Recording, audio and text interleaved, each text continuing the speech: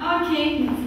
Какво си ни донесла днес? Темата на колекцията е алпийска приказка. Поводът е една екскурзия, която в края на август всъщност посетих. Алпите, Австрия, Швейцария основно.